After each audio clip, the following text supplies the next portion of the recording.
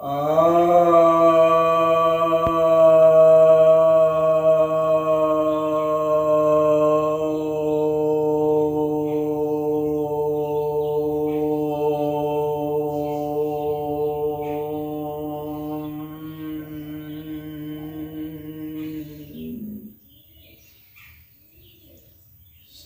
भक्तजनों को सप्रेम नमन। तो आज मैं आपको संग्रहणी, इसे ग्रहणी भी कहते हैं और श्वेत अतिसार भी कहते हैं और अंग्रेजी में स्प्रू भी कहते हैं। यह जो बीमारी है इसका योगोपचार बतलाने जा रहा हूँ। यह भी काफ़ी कठिन बीमारी है और इस बीमारी का जो मुख्य कारण है वह ऐसे बताया जाता है कि एक फंगस होता है मोनिलिया साइलोसिस, उसके इन्फेक्शन से हो जाता है। लेकिन आखिर उसका इन्फेक्शन होता क्यों है और यह कब होता है, इसके विषय पर थोड़ा विचार करते हैं। पहले तो देखिए, छोटी उम्र के बच्चों को यह नहीं होता है, ये 20 वर्ष की अवस्था तक यह नहीं पाया जाता है। 20 वर्ष के बाद 20 से 40 की अवस्था में यह ज़्यादा पाया जाता है। और इसमें होता यह है कि व्यक्ति को बहुत तेज दस्त लगती है और वो खाते ही उसे दस्त लगती है, चला जाता है। और इसके कारण क्या है कि दस्त रोकने की क्षमता उसकी घट जाती है, भोजन रोकने की क्षमता घट जाती है और उसके कारण कमजोरी और खून की कमी और चक्कर आना, थका थका महसूस करना, लेटे रहना, आलस्य आना, तो इस तरह की स्थिति आ जाती है। सूजन भी हो जाती है आंतों में, अगर उसके हाथों को देखा जाता है तो सूजन पाया जाता है। उसके लीवर में भी सूजन हो जाती है। शरीर तो पीला पड़ जाता है, काफ़ी कमज़ोर हो जाता है, सफ़ेद जैसा हो जाता है और नपुंसकता भी आ जाती है। जब शरीर में दम ही नहीं रहेगा तो नपुंसकता आनी ही है। और उसे पढ़ने में भी मन नहीं लगता है, कुछ करने में भी मन नहीं लगता है, चिड़चिड़ा भी हो जाता है, सहनशीलता घट जाती है और भोजन को देखते ही भूख खूब लगती है, लेकिन जैसे खाता है टट्टी लग जाती है। तो मरीज बहुत परेशान हो जाता है। और इसका मुख्य कारण क्या है, आखिर ऐसा होता क्यों है? तो ये उन लोगों को होता है जो लोग बहुत ज़्यादा फैटी चीज़ों को खाते हैं, तली भुनी चीज़ों को खाते हैं, वैसे लोगों को होता है। और कोल्ड ड्रिंक वगैरह भी पी लेते हैं, विशेषकर रात के समय जो ज़्यादा भोजन कर लेते हैं और तली हुई चीज़ों को खाते हैं, फ्राइड जितनी भी चीज़ें उनको खाते हैं खूब शौक से, तो उनको हो जाता है। जो बहुत ज़्यादा प्रोटीन लेते हैं बलवान बनने के लिए, उनको भी ये हो जाता है। तो ज़्यादा प्रोटीन वाला भोजन लेना, ज़्यादा फैट वाला भोजन लेना इसके लिए बहुत नुकसानदायक है। ज़्यादा डेयरी प्रोडक्ट्स का प्रयोग करना इसके लिए बहुत नुकसानदायक है। और फिर भोजन करने के तुरंत ही बाद जो लोग सेक्स करते हैं उनको भी यह परेशानी देखी जाती है। और इस रोग के कारण यह देखा जाता है कि मरीज की हालत इतनी हो जाती है, इतना असक्त हो जाता है कि वो बेड पर ही हो जाता है, उसके पेंट भी गिरे हो जाते हैं, बेड पर ही टट्टी करने लगता है। तो बहुत ही कठिन परिस्थिति उसकी हो जाती है।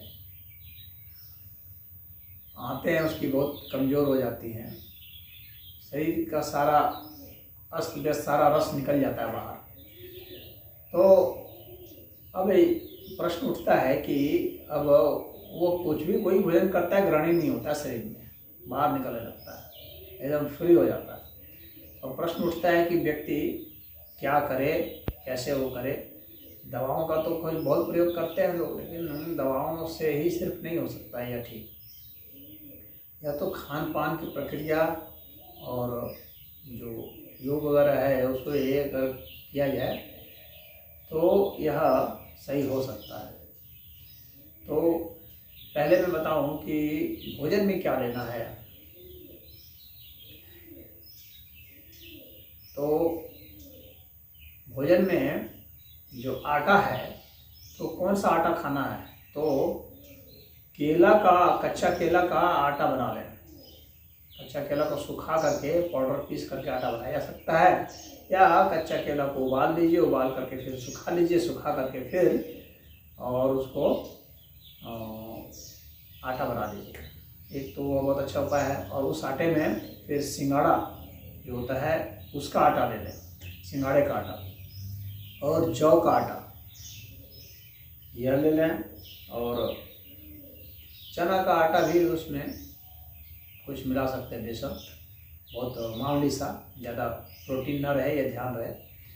चना सही होता है, उसमें प्रोटीन की मात्रा ठीक ठाक होती है, बहुत ज़्यादा भी नहीं होती है, बहुत कम भी नहीं होती है, और तो थोड़ी मात्रा में उसको आप ले सकते हैं। उनको मिला लें जो को, और कमलगट्टा, कमल का जो बीज होता है उसका आटा बना लें, तो उसके आटे को भी मिला लें।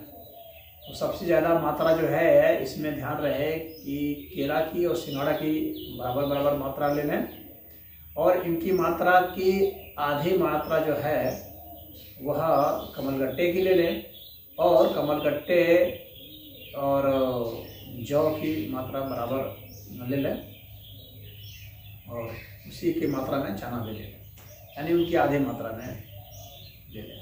और इसको मिला करके एक आटा बना लें, और उस आटे का ही प्रयोग करें खाने।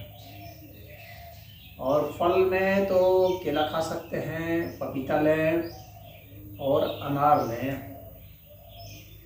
और इसमें एक और सावधानी रखने की ज़रूरत होती है कि इसमें मीठी चीज़ नहीं खानी चाहिए। तो कोई भी चीज़ जो दूध, दही, ये सब नहीं खानी चाहिए।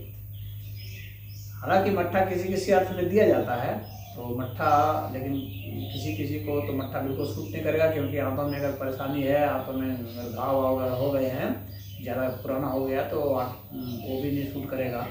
बकरी का दूध तो सूट करता है, कुछ लोगों को बकरी का दूध दिया जाता है, लेकिन हमारी तो यही सलाह है कि दूध वगैरह सारे चीज़ को बंद कर दिया जाए।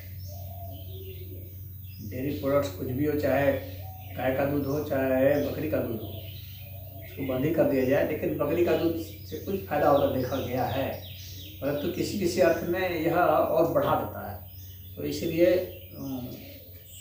यह केस में वेरी करता है। तो सबसे पहले रहेगा कि डेयरी का कोई भी चीज़ हो, चाहे पनीर हो, चाहे आइसक्रीम हो, मिठाई हो, ऐसा कोई भी चिकनाई वाली चीज़ बिल्कुल नहीं खानी है, ये ध्यान रहे। तली हुई चीज़ नहीं खानी है, तो फैट प्रोटीन सब नहीं खानी, और कोई भी मीठी चीज़ नहीं खानी है। तो ये जो मैंने आटा बता दिया है, इस आटे का ही प्रयोग करेंगे, और सूखा सूखा, उसमें घी वगैरह कुछ भी नहीं रखना चाहिए। अब इसके बाद जो है फल का भी मैंने बता दिया आपको, जो फल आपको प्रयोग करना है। संतरा वगैरह का भी प्रयोग कर सकते हैं, सेब भी खा सकते हैं,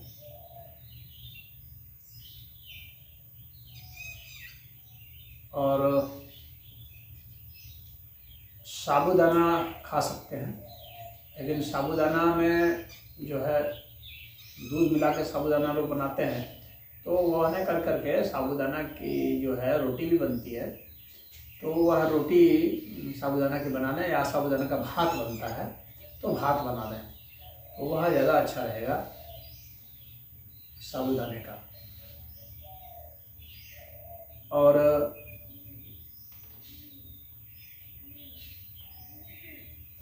अब जो है और हम चबा चबा के बहुत धीमे धीमे खाना है, बहुत जल्दी जल्दी नहीं खाना है, यह ध्यान रखना है। बहुत धीमे धीमे खाना है भोजन को, और पानी ज़्यादा नहीं पीना चाहिए। और थोड़ा पानी पिए भी, ठंडा पानी तो बिल्कुल भी कभी नहीं पीना है। हर सदैव जो है गर्म पानी, थोड़ा गुनगुना पानी ही पिया करें। चाहे कोई भी मौसम, ठंडा पानी एकदम वर्जित है।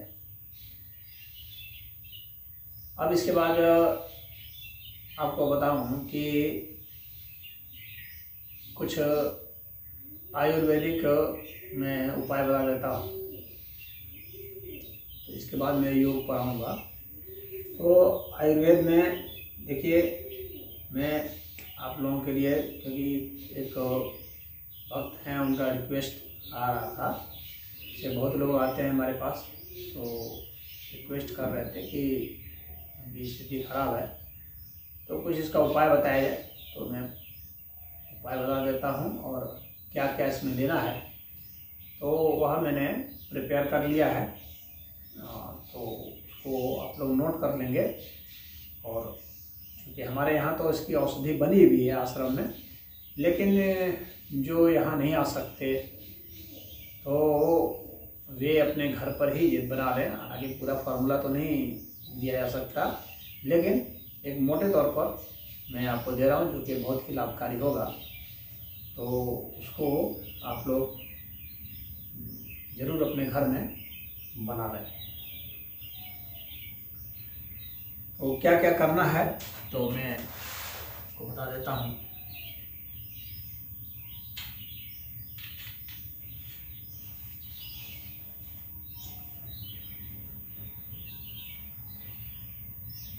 अनार,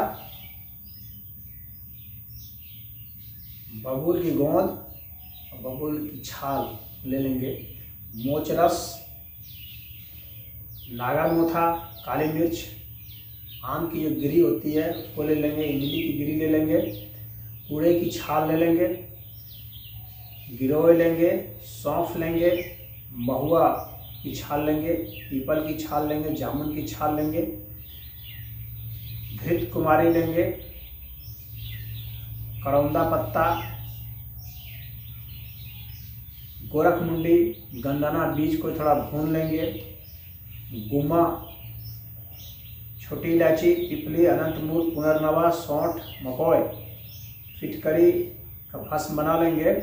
और इसमें शंख भस्म, प्रवाल भस्म, लौ भस्म, कपर्दक भस्म यानी कौड़ी का भस्म, सुहागा भस्म, ये सब बना लेंगे। ये बाज़ार में भी मिलता है, आप चाहें तो जो बना नहीं सकते हो बाज़ार में मिलता है आपको। ये डाबर का भी मिल जाएगा और वैद्यनाथ का भी मिल जाएगा, तो आप वो उनमें से किसी से भी ले सकते हैं। और लहसुन भून लेना है, चित्रक ले लेना है, काला नमक और सेंधा नमक का प्रयोग करेंगे, इन दोनों को बराबर बराबर मात्रा में ले लेंगे। भांग का प्रयोग करेंगे, हीरा हिंग को थोड़ा सा हल्का सा भून लेंगे, बहुत हल्का सा, अतीस ले लेंगे। और जैसे मैंने फल का बताया था, तो कच्चा बेल का जो गिरी होती है उसको भी आप थोड़ा सा भून करके उसको भी आप खा सकते हैं। तो उसको सुखा करके, कच्चा बेलगिरी को सुखा करके फिर उसको पाउडर बनाना है। जैसे बाज़ार में कच्चा बेलगिरी मिलता है, जो पंसारी की दुकान होती है, रेडी बुटीक की जो दुकान वाले होते हैं वे रखते हैं, तो वहाँ से भी आप खरीद सकते हैं। तो इनको ले करके और आपको क्या करना है कि इसकी जो मात्रा है सभी की, आपको एकदम आपको सुरक्षित बता रहा हूँ, इसमें सभी की मात्रा आप बराबर बराबर ले लें, तनिक भी आपको चिंता करने की जरूरत नहीं है। और इसमें एक चीज़ और डाल दें, खमीर डाल दें, ईस्ट। और आप जो आटा बनाएंगे, जो रोटी बनाएंगे, जो मैंने बताया था खाने के लिए, तो उसमें भी आप ईस्ट खमीर डाल दिया करें, तो वो उसका भी एक अच्छा प्रभाव रहता है। तो इसको आप बना लें और बना करके पाउडर करके और मिक्सी में पीस लें, खूब पीस करके रख लें। और एक सुबह, एक दोपहर, एक शाम, एक चम्मच इसको कुनकुने जल से आपको ले लेना है, कुनकुने जल से ले लेना है। किसी किसी को जो है छाछ के साथ भी अच्छा लगता है, सूट करता है, लेकिन वह थोड़ा रिस्की है, किसी किसी को नहीं भी कर सकता है। तो जो जल है, गर्म जल हल्का सा, वो सबको सूट करता है, इसीलिए वही सबसे अच्छा है। और जो ये नहीं बना सकते हैं तो उनको जो बनी बनाई जो औषधियाँ बाजार में मिल रही है, तो जो है तो उसमें मैं बता देता हूँ। तो एक वो जाति फलादी चूर्ण है, आप उसका प्रयोग कर सकते हैं। ग्रहणी का पाठ है, उसका प्रयोग कर सकते हैं। सर्वांग सुंदर रस है, उसका प्रयोग कर सकते हैं। और उदर भास्कर है, और ली 50T तो बहुत कॉमन है, कोई भी जानता है। और चित्रकारी बटी है, तो इसका प्रयोग कर सकते हैं। बाजार में बना बनाया मिलता है, डाबर कंपनी का ले लें, वैद्यनाथ का ले लें, चाहे और झंडू वगैरह का भी आता है, आप उसको ले सकते हैं। गंगाधर रस और कोकम का इंजेक्शन आता है, इसको भी ले सकते हैं। मुँह में जिनको छाले पड़ जाते हैं, अक्सर क्या होता है इसमें गाल के इधर फट भी आता है किनारे किनारे, ऐसे लोगों का, और छाले भी पड़ जाते हैं। मिर्च वगैरह हजम नहीं होता है, थोड़ा भी निकाल देते हैं, तो ग्लिसरीन वगैरह लगा सकते हैं। और विटामिन बी कॉम्प्लेक्स जो है उसकी दवा जरूर है। अक्सर में ये होता भी है उन लोगों को ना, जो लोग विटामिन रहित भोजन करते हैं, ये होता उन्हीं लोगों को जिनके भोजन में विटामिन की बहुत कमी रहती है।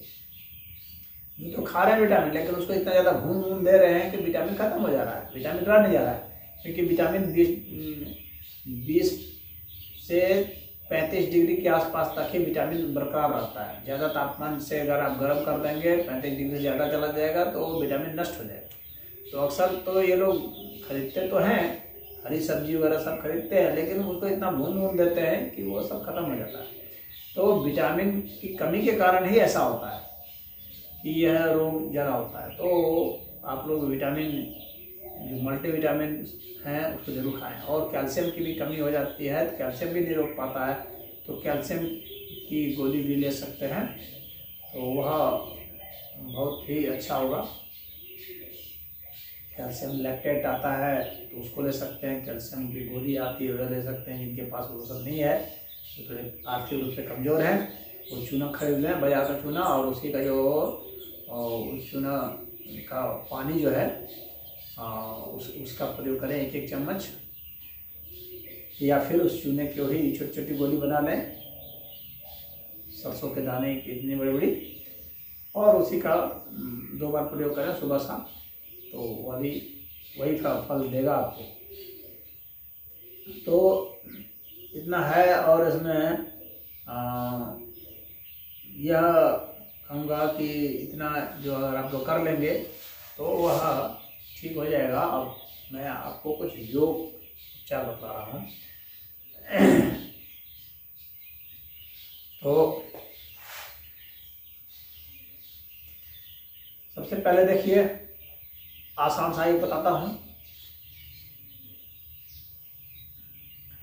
यह जो कनिष्ठा उंगली है, इस उंगली को ऐसे मोड़ लेंगे, इस तरह से मोड़ लिए और इसको दबा देंगे, बाकी उंगलियों को सीधा रखेंगे। वरुण मुद्रा करते हैं, इसको मोड़ करके करें, और इसे 10 मिनट तक ऐसी स्थिति में रहना है।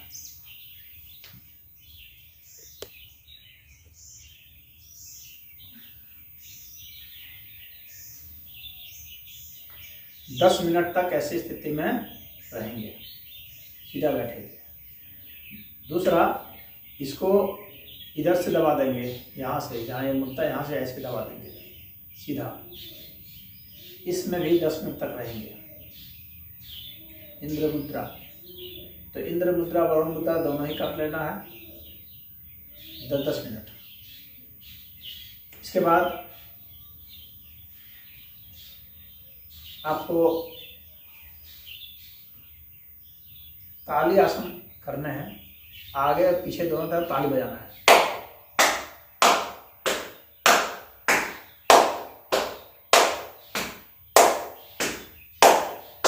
इस तरह से 108 बार ताली बजाने की कोशिश करना। अभी अगर कमजोरी है तो धीरे धीरे बढ़ाएंगे, एकाएक उतना नहीं जाएंगे।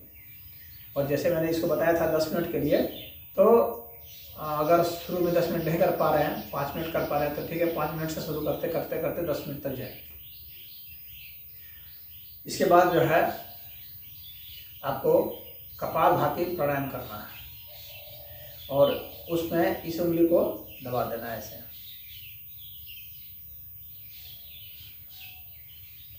इस तरह से इंद्र मुद्रा की पोजीशन बना लें और कपालभाति करें। इसमें झटके से सांस बाहर फेंकेंगे, नाभि पर सारा जोर रहेगा।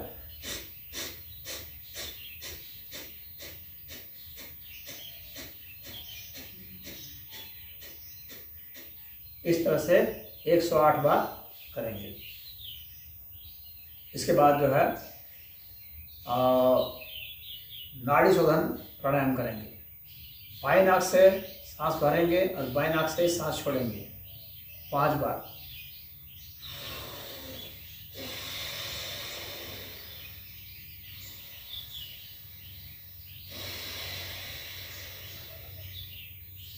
मैंने 2 बार करके दिखाया, आपको 5 बार करना है। फिर इसी तरह से दाएं नाक से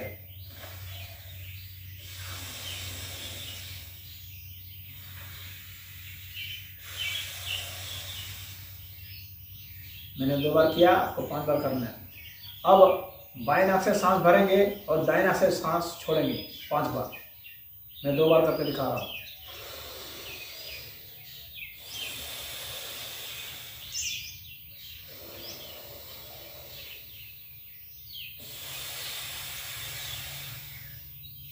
ऐसे फिर दाएं नाक से सांस भरेंगे और बाएं नाक से सांस छोड़ेंगे 5 बार।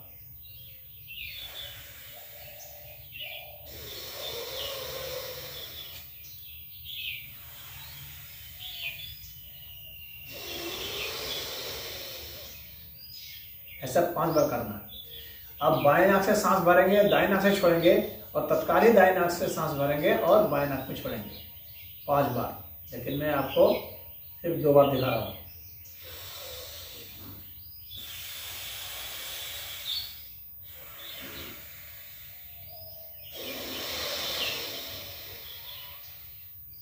ये 1 हुआ।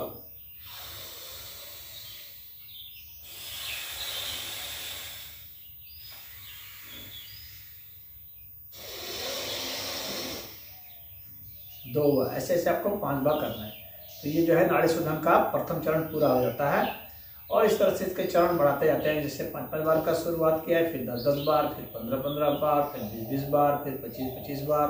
इस तरह से इसको धीरे धीरे आगे बढ़ाते हैं। आपकी जितनी क्षमता बढ़ती जाएगी उतनी ही आपकी प्राण शक्ति बढ़ती जाएगी और रोग ठीक होता जाएगा। शुरुआत में लेकिन 5-5 बार करना है, यही मैंने बताया है। ये आसान है नए रोगियों के लिए। 5 बार की क्षमता हो जाएगी तो उसको बढ़ा के आप 10 कर सकते हैं, फिर 15, फिर 20। अब इसके बाद चंद्रभेदी बतलाने जा रहा हूँ। बाएं नाक से सांस छोड़ेंगे झटके से 19 बार और 20वीं बार जोर से भर करके सांस को रोक देंगे और जितनी देर तक रोक सकेंगे रोके रखेंगे।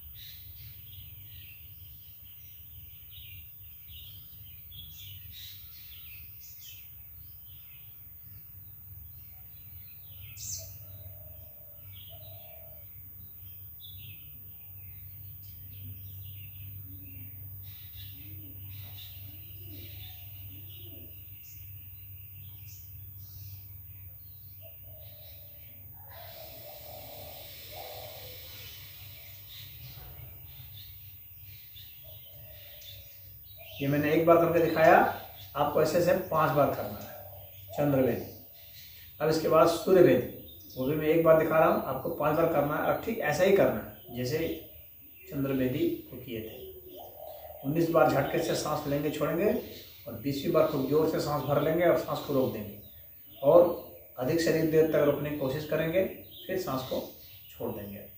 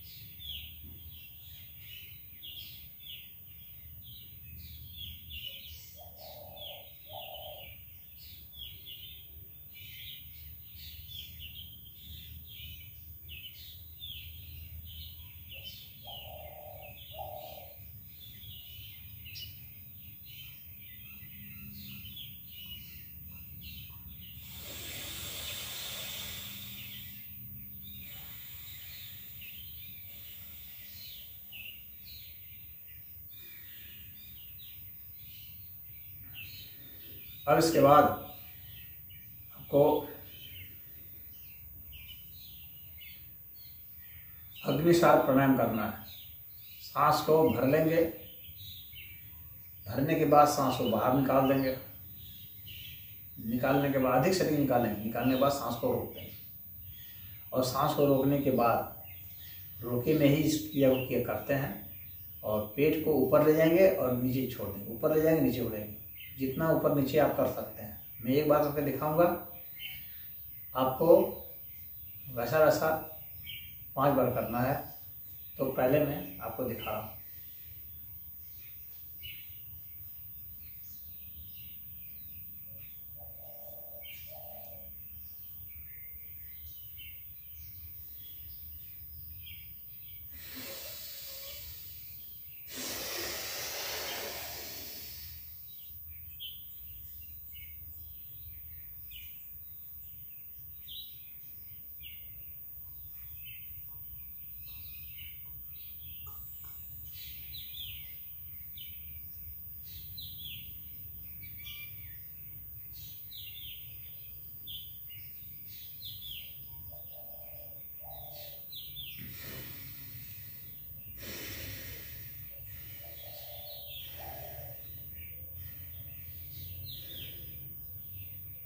ये अग्निसार प्राणायाम हुआ, एक बार हुआ, आपको 5 बार करने हैं।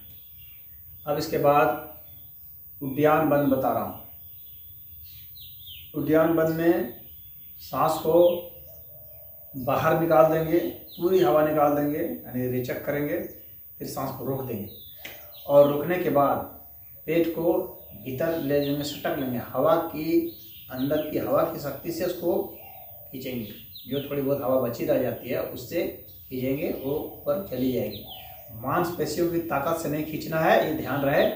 हवा की शक्ति से इसको, जैसे वैक्यूम क्लीनर होता है उस तरह से इसको करना है, यानी इवैक्यूएट कर देना है, इस तरह का करना है। इसका 3 चरण में, पहला चरण में सांस को बाहर निकालेंगे, दूसरे चरण में क्या करेंगे कि सांस को रोक देंगे, तीसरे चरण में पेट को ढीला छोड़ेंगे, चौथे चरण में ऊपर सटक लेंगे, इवैक्यूएट कर देंगे।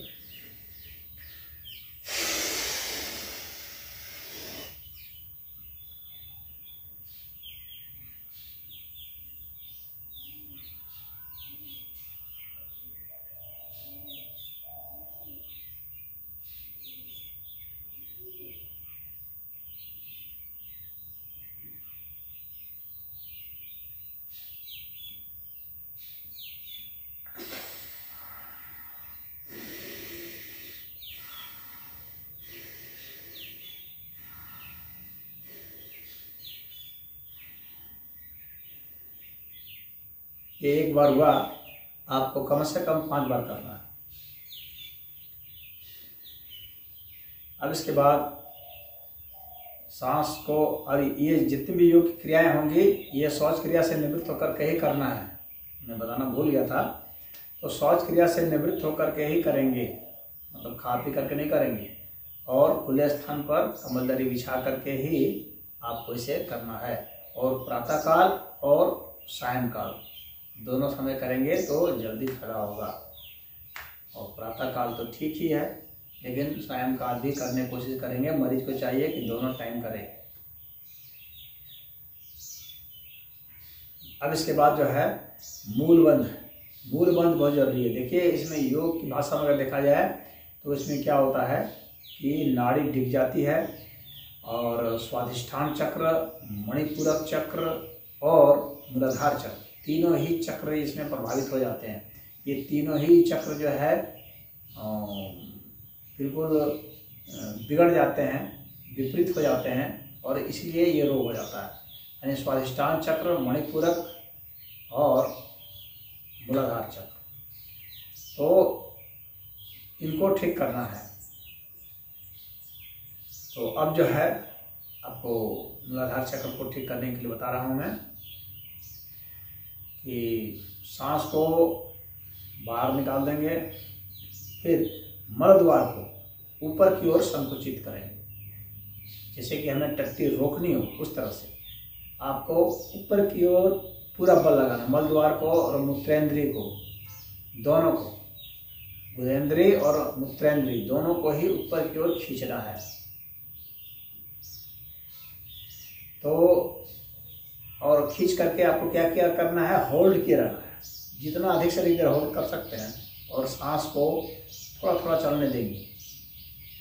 सांस स्वयं ही थोड़ी थोड़ी ही चल पाएगी, पूरी नहीं चल पाएगी, क्योंकि जब आप उसको खींच लेंगे तो यहाँ पर डायफ्राम जो है थोड़ा सा रुक जाता है और फैल नहीं पाता है। तो इसके कारण सांस थोड़ी धीमी आएगी, लेकिन उतना ही काफ़ी है। आपको अधिक से अधिक देर तक प्रयास करना है। तो पहले सांस को छोड़ देंगे,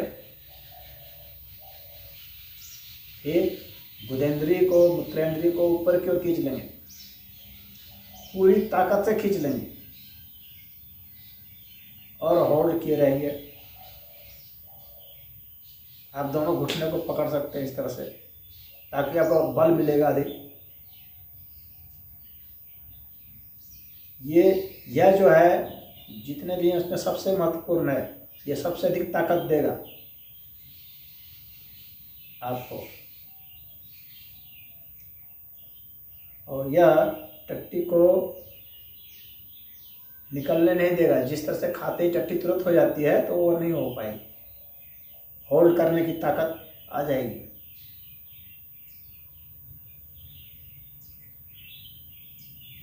आपको खींचे रखना है इस तरह से। धीरे धीरे प्रैक्टिस कीजिएगा। कुछ लोग थोड़ा भी नहीं खींच पाते हैं, तो धीरे धीरे जब अभ्यास होगा, अधिक से अधिक मूल बंद लगाना है। मूल बंद सबसे महत्वपूर्ण इसमें है। तो अधिक से अधिक आपको उसको होल्ड किए रहना है, होल्ड करके, और धीरे 1 minute, 2 minute, 3 minute, 4 minute, 5 minute, 10 minute, 15 minute तक आपको जाने की ताकत हासिल करनी है। जिस दिन आप 15 मिनट तक रोक सकेंगे उस दिन आप एकदम बिल्कुल ठीक हो जाएंगे। इसके बाद आपको क्या है कि प्राणायाम बतला रहा हूँ। सांस को भर करके सांस को रोक लेना है, और रोक करके मूल बंद लगाना है। यानी सांस को रोकना है मूल बंद के साथ। प्राणायाम इसमें होगा मूल बंद के साथ। प्राणायाम मतलब केवल कुंभक। सांस को भर के रोक दिए, कुंभक कर दिए। सांस को रोकने को कुंभक कहा जाता है योग की भाषा में। तो सांस भरे, कुंभक किए और मूल बंद लगा दिए, यानी मल द्वार को और मूत्र द्वार को ऊपर की ओर खींच लेंगे।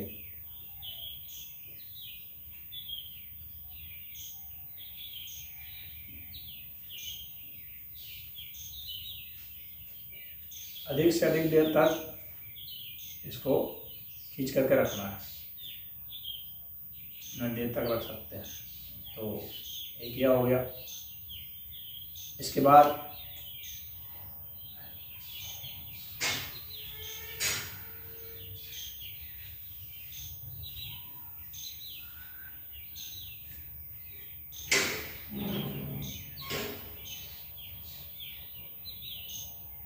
वज्रावली क्रिया है, जो थोड़ा कठिन तो है, लेकिन आप करेंगे तो धीरे धीरे हो जाएगा।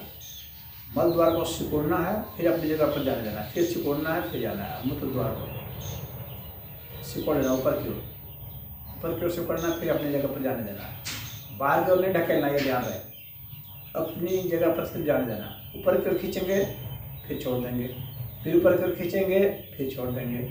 इस तरह से 108 बार तक इसे करेंगे। एक ही दिन में नहीं होगा, धीरे धीरे अभ्यास करते करते 10-15 ये, फिर उसको आगे बढ़ाते बढ़ाते ले जाना है। अब इसके बाद आपको वृक्षासन बतला रहा हूँ कि एड़ी जो है इसको मल द्वार पर रख लेना है। एड़ी मल द्वार पर रख लेंगे और एक पैर को रख लेंगे, सीधा ऐसे बैठ जाएंगे।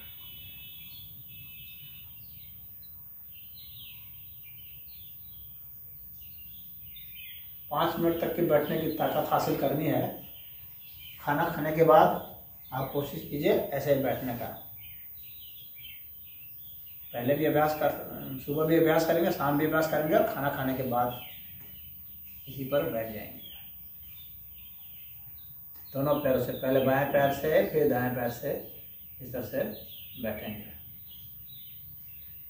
5-5 मिनट तक बैठने की ताकत हासिल करनी है।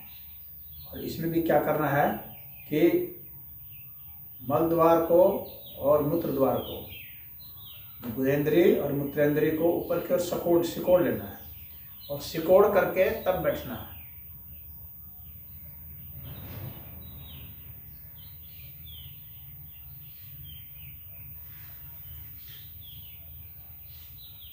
अब इसके बाद खड़े हो जाएंगे और जानुभरासन करना है।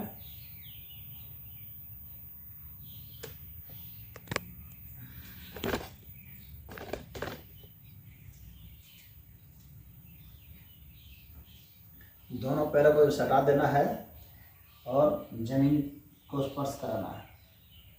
तो ये भू स्पर्शासन हो गया।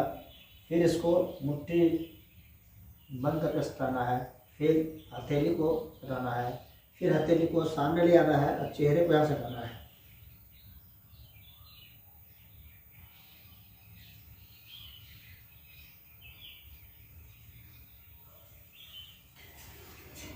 सत्तर सांस तक वहां पर टिके रहना है। शुरू में नहीं होगा, लेकिन धीरे धीरे अभ्यास से हो जाएगा। अब इसके बाद सर्वांग आसन, लेट जाएंगे और दोनों पैरों को ऊपर उठा लेते हैं।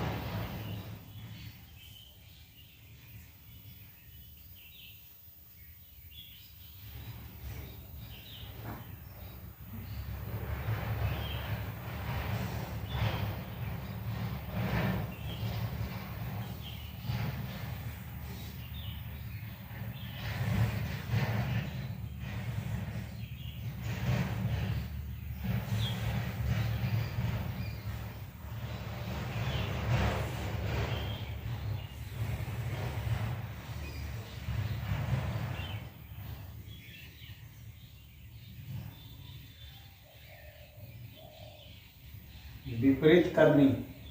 मैं जितने आसन बता रहा हूँ, इसमें से अगर कुछ किसी से कुछ नहीं होता है तो कोई बात नहीं, जो होता है उसको करते रहें और कोशिश करेंगे जो नहीं हो रहा है उसको करने का। विपरीत करनी आसान है। कमर को पकड़ लेना है,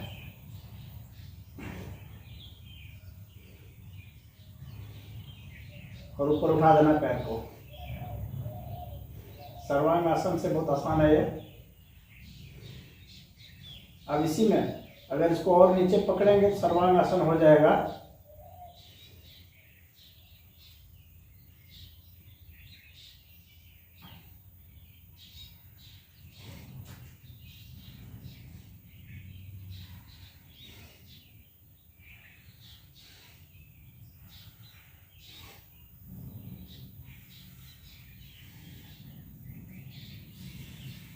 अब हलासन करेंगे, दोनों पैरों को पीछे ले जाएंगे,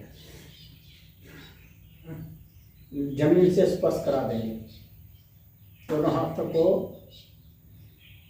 धरती से सटाए रखेंगे। 3 मिनट तक की पोजीशन रखनी है।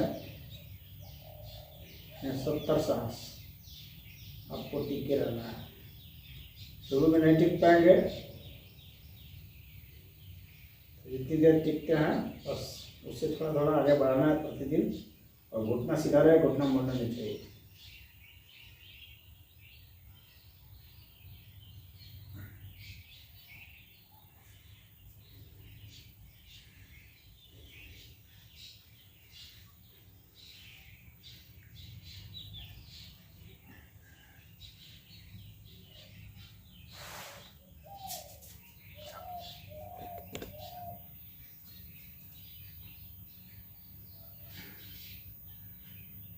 अब देखिए सर्पासन, दोनों हाथों को एक दूसरे के ऊपर रख देंगे, दोनों पैर सटा लेंगे,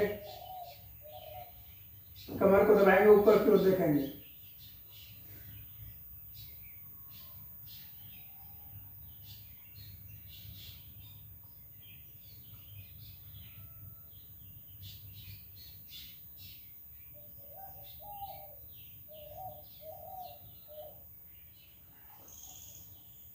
तीन मिनट तक रहने की कोशिश करनी है। अब उष्ट्रासन, घुटने के ऊपर हो जाएंगे और दोनों हाथों से दोनों पैरों को पकड़ लेंगे, कमर को विपरीत दिशा में धकेलेंगे।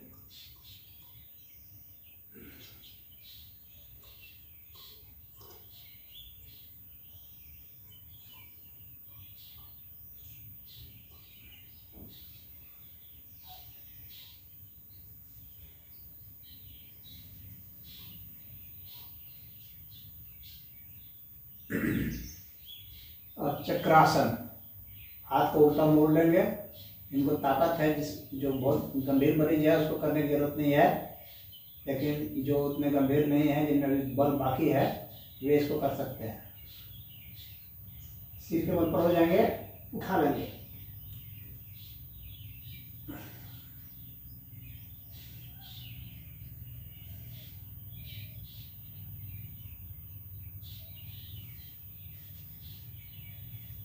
इससे मणिपुरक चक्र जागृत हो जाएगा, सही हो जाएगा।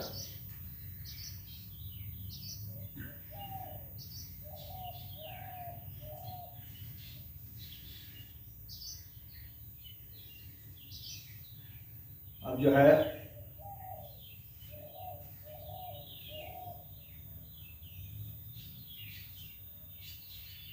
लेट जाएंगे, लेट करके दोनों तरफ मोड़ लेंगे और दोनों हाथों से पकड़ लेंगे। इंदुलासन इसको कहते हैं।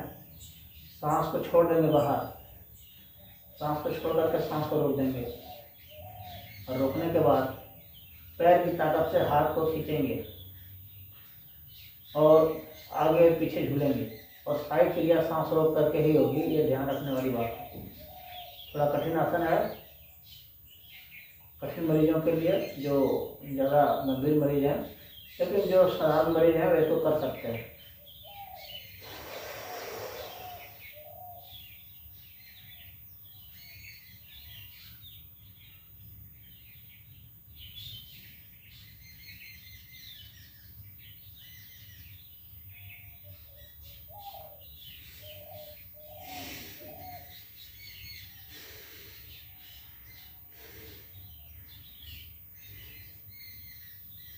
मैंने एक बार करके दिखाया, आपको ऐसे ऐसे 5 बार करना है। अब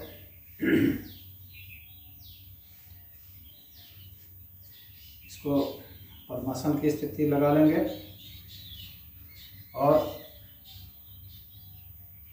आगे की ओर झुकेंगे, हाथ को पीछे से पकड़ लेंगे। योग मुद्रासन को करते हैं। सांस छोड़ते हुए आगे जाएंगे, सांस रोक देंगे, दाढ़ी सटाएंगे,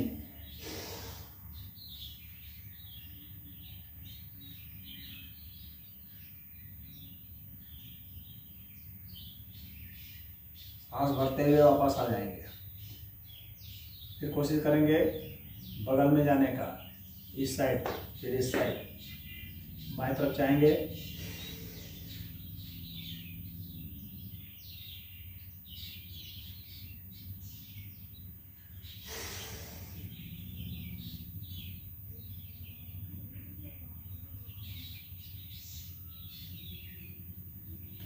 मैंने एक एक बार दिखाया आपको, पार्टनर वर्क करना है और पैर बदल के भी करना है। जैसे एक बार इस पैर को नीचे किए हैं, अगली बार इस पैर को नीचे कर लेंगे और फिर इसी क्रिया को करेंगे। मुझे दिखलाने की जरूरत नहीं है, लंबा हो जाएगा वीडियो। अब इसके बाद जो है आपको पद्म मकरासन करना है। इसी पोजीशन पर आपको सामने लेट जाना है।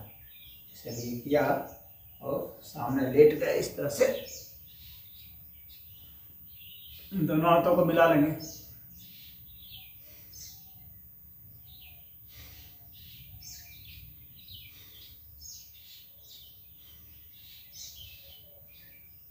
तीन मिनट तक रहना है।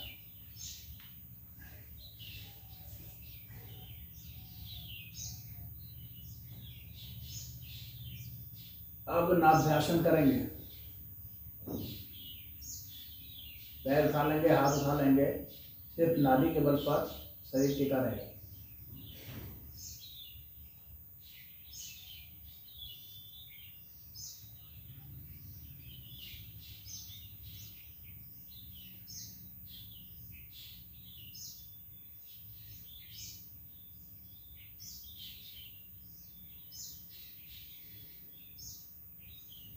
एक मिनट से 3 मिनट तक करना है।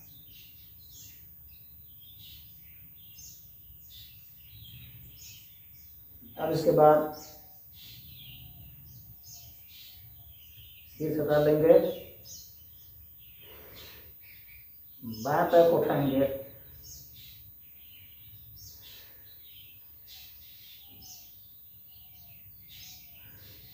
एक पार्श्वासन है ये। फिर दाएं पैर को उठाएंगे,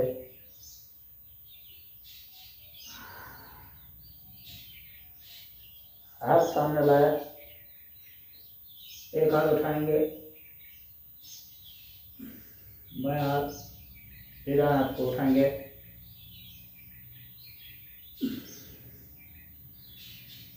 फिर बायां हाथ और बाएं पैर को उठा लेंगे एक साथ।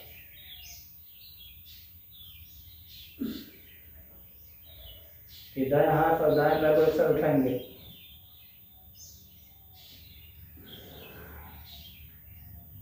फिर बायां हाथ और दाहिना हाथ, दाहिना पैर एक साथ उठाएंगे,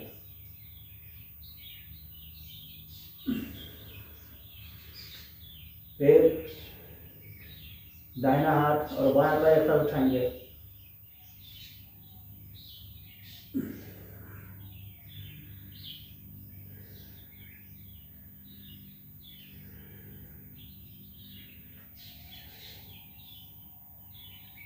ये दोनों पैरों को एक साथ उठाएंगे कमर से।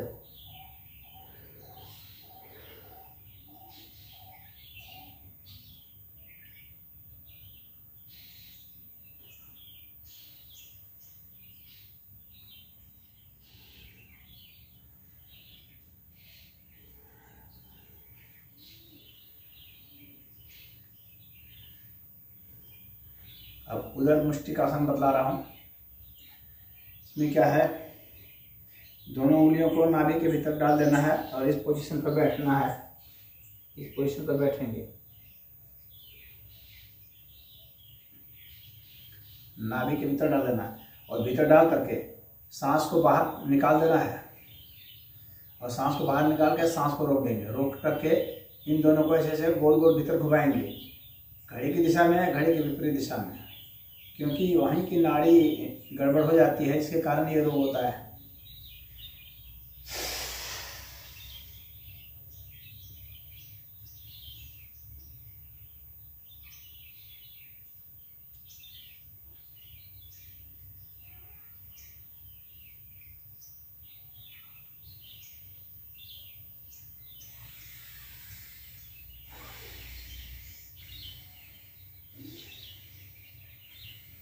मैंने एक बार किया, आपको 5 बार कम से कम करना है।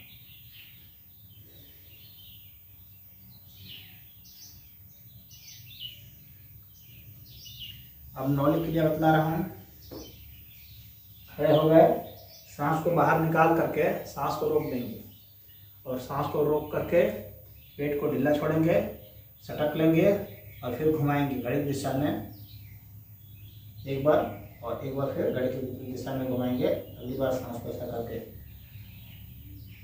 सांस को रोक करके अगली बार। तो पहली बार मैं बाएं से दाएं घुमाता हूँ।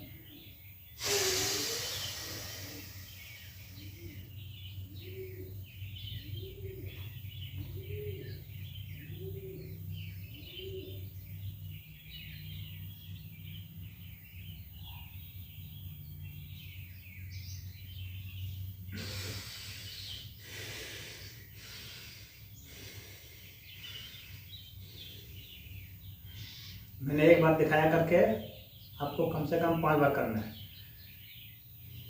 अब दाएं से बाएं।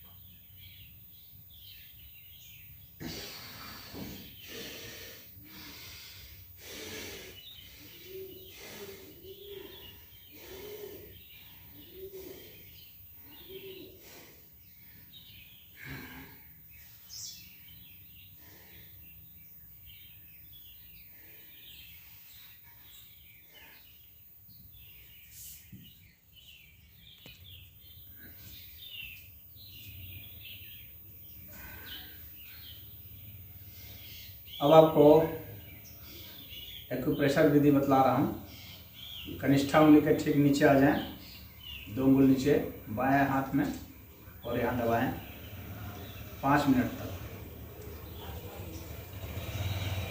और फिर ये जो दाएं हाथ की कनिष्ठा उंगली है, इसके नीचे आ जाएं, 2 उंगली यहाँ पर और यहाँ दबाएं 5 मिनट तक, सुबह दोपहर शाम 3 बार। फिर इस पोजीशन पर दबाएं, फिर इस हाथ में भी दबाएं। ये जिम्मी खरीद लें, अमेजन से मिल जाएगा। तो ये आपको पर्याप्त है। मैं समझता हूँ कि इस तरह से आप संग्रहणी रोग से, ग्रहणी रोग से, स्त्री रोग से आप छुटकारा पाएंगे, और अन्य जो भी लोग हैं उन्हें भी आप बता सकते हैं। तो यह संपूर्ण हुआ।